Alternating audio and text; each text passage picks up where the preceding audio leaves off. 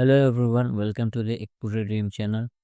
आज के इस वीडियो में हम देखेंगे किसी भी फंड के फैक्ट शीट को एनालाइज कैसे करते हैं, फिर किसी भी फंड के फैक्ट शीट को हम समझेंगे कैसे। अब फैक्ट शीट का मतलब ये होता है कि जैसे कि हम म्यूचुअल फंड्स में पैसे इन्वेस्ट करते हैं या फिर किसी भी यूलिप में हम पैसे लगाते हैं। यूलिप में अलग अलग तरीके के फंड्स होते हैं जिसमें हमारा पैसा इन्वेस्ट होता है। तो उन सारे फंड्स में हमारा पैसा जा कहाँ पे रहा है, हमारा पैसा इन्वेस्ट कहाँ पे हो रहा है, उस उन सारी चीज़ों की जानकारी हमें फंड की फैक्ट शीट में मिल जाती है। तो चलिए शुरू करते हैं। तो हमारे सामने ये किसी कंपनी का ये फंड का फैक्ट शीट है हमारे सामने।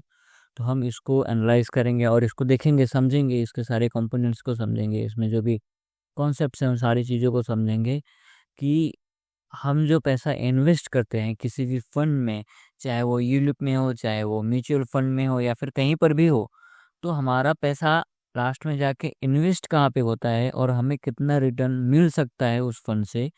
आज के इस वीडियो में हम ये समझेंगे। तो सबसे पहले जो हमें देखना रहता है वो देखना रहता है फंड ऑब्जेक्टिव। अब फंड ऑब्जेक्टिव से मतलब ये हुआ कि इस फंड का ऑब्जेक्टिव क्या है, ये फंड एम क्या करता है। तो यहाँ पे फंड का ऑब्जेक्टिव लिखा है, the fund aims to deliver long term return growth on capital by investing in mid cap companies. Mid cap companies क्या होती हैं? ओके, अभी हम इसको देखेंगे, समझेंगे मिड कैप कंपनीज क्या होती है। Okay, the fund will invest 100% in mid cap stocks. ये जो फंड का जो भी पैसा रहेगा वो 100% मतलब जो भी आप 100 रुपये लगाएंगे तो मतलब मोस्टली जो आपका पैसा रहेगा वो मिड कैप स्टॉक्स में ही इन्वेस्ट होगा। As stocks with market cap falling within the market capitalization under benchmark nifty free float। Okay, तो इसमें एक कॉन्सेप्ट और है, ये बेंचमार्क। बेंचमार्क हमारा फंड का जो बेंचमार्क है, मतलब ये जो फंड है पर्टिकुलर फंड, इस फंड का जो बेंचमार्क है वो है निफ्टी मिड कैप 100 इंडेक्स। अब बेंचमार्क का मतलब ये होता है कि वो जो इंडेक्स है या फिर कोई भी फंड हो सकता है या फिर कोई भी इंडेक्स हो सकता है, उसको हमें बीट करना रहता है। जैसे इस केस में जो हमारा जो बेंचमार्क है वो निफ्टी मिड कैप है, तो इसका जो भी रिटर्न रहेगा इसके रिटर्न को हमें बीट करना रहेगा। तो हमें आगे देखेंगे बेंचमार्क और इस फंड के रिटर्न में क्या डिफरेंस है, कैसे परफॉर्म कर रहे हैं। तो आइए भी समझेंगे। The fund can also invest 25% of the portfolio in stock falling outside the mid cap index market cap range. और इसमें ये भी बोल रहा है कि इस फंड का जो 25% हिस्सा हो सकता है वो मिड कैप के बाहर भी इन्वेस्ट कर सकते हैं। मिड कैप के बाहर मतलब they can invest in large cap, but जैसे कि यहाँ पे पहले ही लिखा है मोस्टली आपका जो पैसा होगा 100% जो पैसा होगा वो मिड कैप स्टॉक में ही जाएगा। तो जो पैसा मान लीजिए हम 100 रुपया इन्वेस्ट कर रहे हैं तो 100 का 100 रुपया मिड कैप कंपनीज में ही इन्वेस्ट होगा।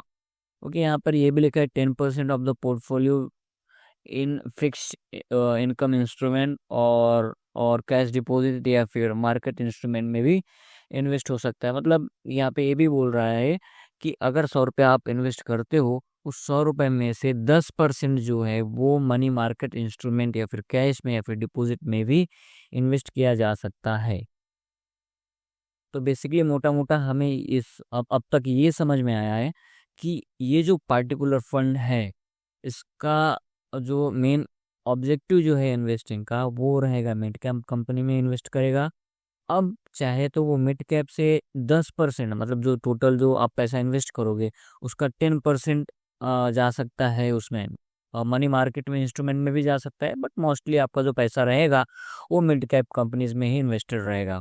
ओके, तो सबसे पहले तो हमें फंड का ऑब्जेक्टिव देख लेना है। तो फंड का ऑब्जेक्टिव हमने देख लिया यहाँ पे। तो दूसरी चीज़ हमें जो देखनी है इंसेप्शन डेट। इंसेप्शन डेट का मतलब ये हुआ कि ये फंड कभी आया था। इंसेप्शन का मतलब होता है स्टार्टिंग पॉइंट। तो ये फंड आया था 3 सितंबर 2018 में। So this fund was launched on on 3 सितंबर 2018।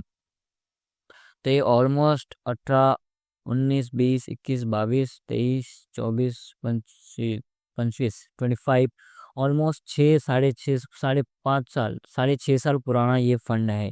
मतलब इस फंड को ऑलमोस्ट 6 साल हो चुके हैं। और और इसका जो रिटर्न है, और सॉरी, इसका जो एनएवी है, एनएवी का मतलब होता है नेट एसेट वैल्यू। ये सारी कॉन्सेप्ट्स को हम आगे समझेंगे। एनएवी क्या है, मिड कैप कंपनी क्या है, बेंचमार्क क्या है, आगे ये सब हम समझेंगे। बट एज ऑफ नाउ इसका जो एनएवी है, जो नेट एसेट वैल्यू है, वो है 42.35।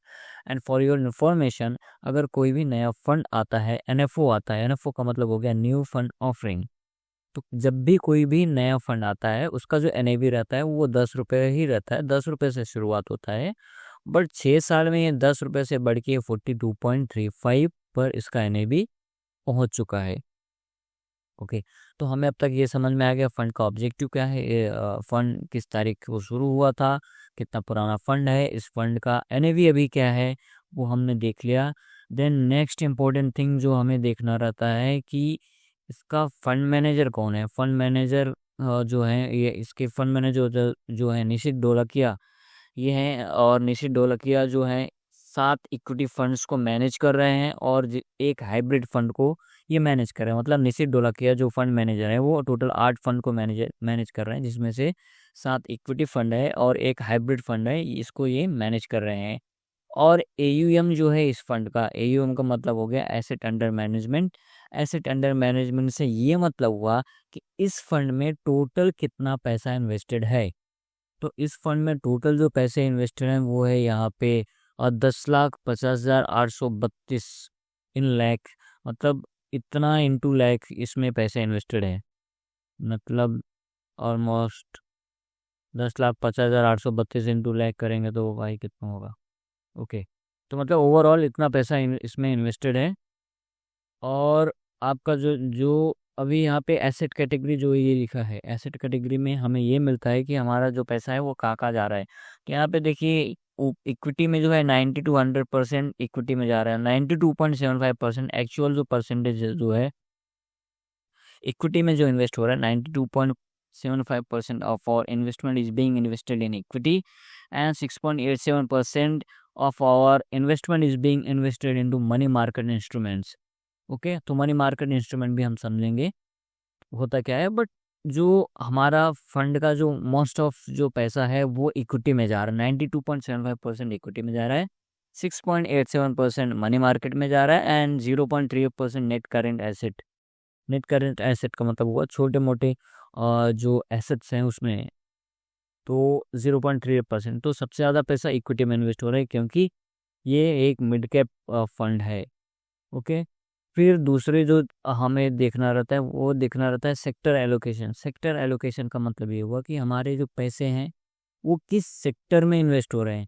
अब मान लीजिए हमारा पैसा ऐसे सेक्टर में इन्वेस्ट हो रहा है जिस सेक्टर का आने वाले टाइम में कोई स्कोप ही नहीं है, जिस सेक्टर को गवर्नमेंट बढ़ावा नहीं दे रही है, और फिर गवर्नमेंट उसमें उस सेक्टर में पैसे नहीं इन्वेस्ट कर रही है, या फिर उस सेक्टर का आने वाले टाइम में ग्रोथ नहीं है, तो उस सेक्टर में हमारा पैसा ग्रो कैसे हो सकता है। तो सेक्टर एलोकेशन देखना भी बहुत ज़रूरी होता है। अभी इस फंड का जो 18% जो है मनी, 18% जो पैसा है वो फाइनेंशियल सर्विस में इन्वेस्ट हो रहा है, 7.14% कंप्यूटर प्रोग्रामिंग में इन्वेस्ट हो रहा है, 6.77% फार्मा सेक्टर में इन्वेस्ट हो रहा है, 5.18% is being invested in chemical products, 3.98 in computer and electronics, 3.78 in electronic equipments, motor vehicle में 3.66%, मशीनरी एंड इक्विपमेंट में 3.45%, and human activity 3.32%, and retail 2.95%, and others 41.74%। मतलब मेजरली जो पैसा हम देख रहे हैं फाइनेंशियल सेक्टर, कंप्यूटर प्रोग्रामिंग और फार्मा सेक्टर्स, केमिकल सेक्टर्स में ज़्यादा स्ट्रेस दिख रहा है। मतलब इस सेक्टर में ज़्यादातर पैसा इन्वेस्ट हो रहा है। और हमें ये देखना है कि ये जो सेक्टर्स हैं इनका आने वाले टाइम में ग्रोथ है या नहीं। तो financial service sector definitely it is growing, और गवर्नमेंट फाइनेंशियल सर्विस को बढ़ावा भी दे रही है, डिजिटलाइज करने की कोशिश कर रही है। And computer programming and as our nation is moving towards digitalisation, तो कंप्यूटर प्रोग्रामिंग को भी बढ़ावा दिया जा रहा है। एआई एंड प्रोग्रामिंग्स, इन सारी चीज़ों पे गवर्नमेंट पैसे इन्वेस्ट कर रही है, एंड कंपनीज भी इन्वेस्ट कर रही हैं। And pharma sectors, it is defensive sector होता है फार्मा सेक्टर। तो ये मतलब ओवरऑल एक बैलेंस पोर्टफोलियो दिख रहा है इस फंड का। तो मतलब इस सेक्टर तो हमें मतलब बेसिकली देखना क्या रहता है कि हमने फंड का ऑब्जेक्टिव देख लिया, उसका इंसेप्शन डेट देख लिया, उसका एनएवी देख लिया, तो ओके, तो ये सारी चीज़ों को हमने देख लिया, तो सेक्टर एलोकेशन भी देख लिया। अब इसके बाद हम देखते हैं कि इसका पोर्टफोलियो पोर्टफोलियो मतलब इक्विटी मतलब ये जो इक्विटी है, इक्विटी में किस स्टॉक्स में हमारा पैसा इन्वेस्ट हो रहा है। तो यहाँ पे आप स्टॉक्स का नाम भी देख सकते हैं कि कोफोर्ज लिमिटेड में 2.75% इन्वेस्ट है, बॉम्बे स्टॉक एक्सचेंज लिमिटेड में 2.57% इन्वेस्ट है, मैक्स हेल्थ केयर में 2.28%, पीबी फिनटेक 2.08%, मैं and solar solar India limited में 2.01%। मतलब ये जो इक्विटी में भी इन सारे कंपनीज में हमारा पैसा इन्वेस्ट हो रहा है, तो ये भी हमें यहाँ पे देख सकते हैं। मतलब 92.75% में से पैसा यहाँ सब पर इन्वेस्ट हो रहा है, इन सारे स्टॉक्स में हमारा पैसा इन्वेस्ट हो रहा है। और ये सारे स्टॉक्स जो हैं इन्हीं सेक्टर में से हैं, financial service, computer programming, pharma sectors, इन सारे सेक्टर्स के ही ये सारे कंपनीज हैं। Okay, now last and most important thing is कि इस फंड का रिटर्न क्या है। तो आप जब भी किसी फंड को देखते हैं तो 3 साल का जो रिटर्न आता है या फिर शॉर्टर पीरियड का जो रिटर्न होता है वो लंबे पीरियड के रिटर्न से ज़्यादा दिखता है। अभी इस केस में आप देख सकते हैं कि 5 साल का जो रिटर्न है वो 34% दिख रहा है, बट वहीं 10 साल तो अभी इस फंड को नहीं हुआ है, तो 2 साल का रिटर्न देखो 28% दिख रहा है, 1 साल का रिटर्न 10.57% दिख रहा है। बट सिंस इंसेप्शन का मतलब भी हुआ इस फंड को 6.5 साल हो गए, तो हर साल इस फंड ने 23.54% का रिटर्न दिया है। और वहीं हम बात करें इसके बेंचमार्क की, तो बेंचमार्क इसमें ये है निफ्टी मिड कैप। तो निफ्टी मिड कैप जो इसका बेंचमार्क है, इसका जो रिटर्न है 17.5% है, 17.50%। बट हमारा जो फंड है 23.54% रिटर्न दिया है। मतलब इस फंड ने अपने बेंचमार्क रिटर्न को बीट किया है बाई ऑलमोस्ट 5 to 6% के बीच में इसने बीट किया है, मतलब 5% ज़्यादा रिटर्न दिया है। तो 6.5 साल में हर साल इस फंड ने 23.54% का रिटर्न दिया है। तो बेंचमार्क का रिटर्न 17.5%, इस फंड का रिटर्न 23.54%, और सिंस इंसेप्शन ये रिटर्न है। तो कभी भी आप किसी भी फंड को अगर देखते हो, किसी फंड का रिटर्न अगर देखते हो, तो बड़े टाइम फ्रेम का देखो, बड़े टाइम होरिजोन का देखो, 5 साल या फिर 3 साल, इनमें से जो भी सबसे बड़ा टाइम फ्रेम रहेगा। हमारे केस में सबसे बड़ा टाइम फ्रेम जो है वो है सिंस इंसेप्शन 6.5 साल का। तो मेरे हिसाब से सिंस इंसेप्शन रिटर्न ही देखना चाहिए, जो कि 23.54% है, और 5 साल में 34% रिटर्न दिया। बट ओवरऑल जो रिटर्न है हर साल, इसका जो कंपाउंडेड एनुअल ग्रोथ रेट है वो 23.54% रहा है। तो आइए एक कैलकुलेशन भी कर लेते छोटा सा। ओके, लेट्स सी है, अगर आप यहाँ पे इस फंड में 2.5 लाख रुपया हर साल इन्वेस्ट करते एंड फॉर 5 ईयर्स, और आप इसमें 5 ईयर्स इन्वेस्टेड रहते, स्टे इन्वेस्टेड फॉर 5 ईयर्स, और 20% के हिसाब से हम एज्यूम करते हैं, 23% भी नहीं 20% भी अगर हमको रिटर्न मिलता, तो हमारे 12.5 लाख रुपया, 2.5 लाख 5 साल हमने इन्वेस्ट किया तो 12.5 लाख रुपया हो गया। तो 12.5 लाख का वैल्यू अराउंड 22 लाख समथिंग होता। मतलब 5 साल में हमारा ये 2.5 लाख जो भी हम हर साल इन्वेस्ट करते, इसका जो वैल्यू होता वह 22 लाख के करीब होता अगर हम इस फंड में इन्वेस्ट करते तो। Okay, so that's it for this video. Video थोड़ा बड़ा हो गया, बट इसमें कुछ कॉन्सेप्ट जो है हम समझ नहीं पाए, जैसे कि NAV and benchmark and one more thing mid cap capitalization. तो इन सारी चीज़ों को हम एक और वीडियो में कवर कर लेंगे। So that's it for this video and thank you so much.